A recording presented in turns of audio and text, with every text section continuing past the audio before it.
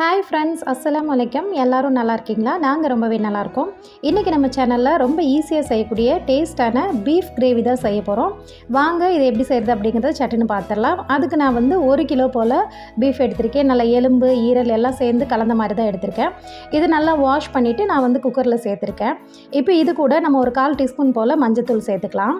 இது கூடவே ஒரு 1/2 டீஸ்பூன் போல் உப்பு சேர்த்துக்கலாம். நம்ம இப்போதைக்கு கறி வேகிறதுக்கு கொஞ்சம் அளவாக தான் உப்பு சேர்க்குறோம். அதுக்கப்புறம் திரும்ப நம்ம கிரேவி செய்யும்போது சேர்த்துக்கலாம்.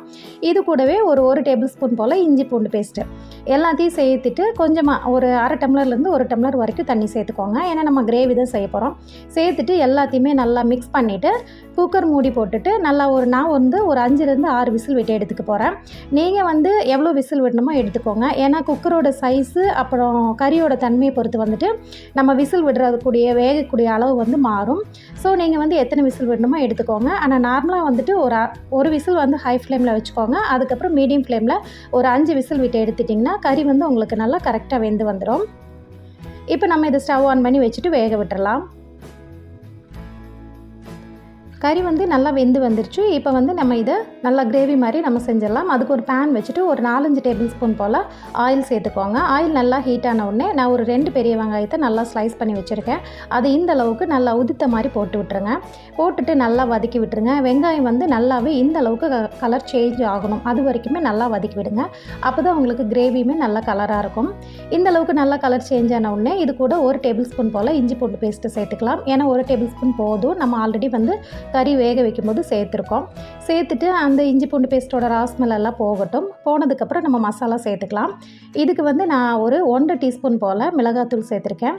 கூடவே 1 டீஸ்பூன் போல் மீட் மசாலா சேர்த்துக்கோங்க. மீட் மசாலா இல்லாதவங்க கரம் மசாலா சேர்த்துக்கோங்க.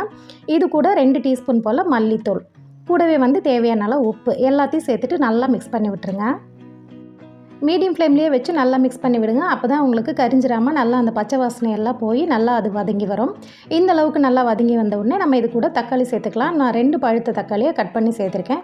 தக்காளி ரொம்ப நல்லா வெந்து குழஞ்சி வரணும் அப்படிங்கிற அவசியம் இல்லை. ஓரளவுக்கு வதங்கி வந்தாலே போதும். பாருங்கள், இந்த அளவுக்கு நல்லா வதங்கி வந்த உடனே நம்ம வேக வச்சு வச்சுருக்கலாம் இல்லைங்களா, அந்த கறியை அந்த தண்ணியோடு சேர்த்து நம்ம இதுக்குள்ளே சேர்த்திடலாம்.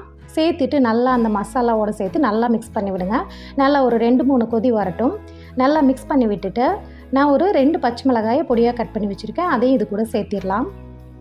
பச்சை மிளகாயை இந்த மாதிரி கடைசியில் சேர்க்கும்போது உங்களுக்கு நல்ல ஃப்ளேவராக இருக்கும். உங்களுக்கு பச்சை மிளகாய் பிடிக்காது, இந்த டயத்தில் சேர்க்க விருப்பம் இல்லை அப்படின்னா ஒரு 1/2 டீஸ்பூன் போல் நீங்கள் பெப்பர் பவுடர் சேர்த்துக்கலாம். சேர்த்துட்டு நல்லா இந்த அளவுக்கு மிக்ஸ் பண்ணி விட்டுட்டு க்ளோஸ் பண்ணி ஒரு 2-3 நிமிஷம் இல்லைனா ஒரு 5 நிமிஷம் லோ ஃப்ளேமில் வச்சுட்டு நல்லா மல்லி இலை தூவி சர்வ் பண்ணுங்கள். அவ்வளோதாங்க, நம்ம சூப்பரான பீஃப் கிரேவி நமக்கு ரெடி ஆகிடுச்சு. இது செய்கிறது ரொம்ப ரொம்ப சிம்பிளாக இருக்கும். பட் டேஸ்ட் ரொம்பவே சூப்பராக இருக்கும். ஒயிட் ரைஸு, இட்லி, தோசை எல்லாத்துக்கூடையுமே மேட்ச் ஆகும். கண்டிப்பாக இதை உங்கள் வீட்லேயும் ட்ரை பண்ணி பாருங்கள். நம்ம சேனலை இப்போ தான் நீங்கள் ஃபஸ்ட் டைமாக பார்க்குறீங்க அப்படின்னா நம்ம சேனல் ஆஹாவோல்டு சப்ஸ்கிரைப் பண்ணுங்கள். நெக்ஸ்ட் ஒரு ஈஸியான டேஸ்டியான ரெசிபியோட எல்லாருமே மீட் பண்ணுறேன். தேங்க்ஸ் ஃபார் வாட்சிங்.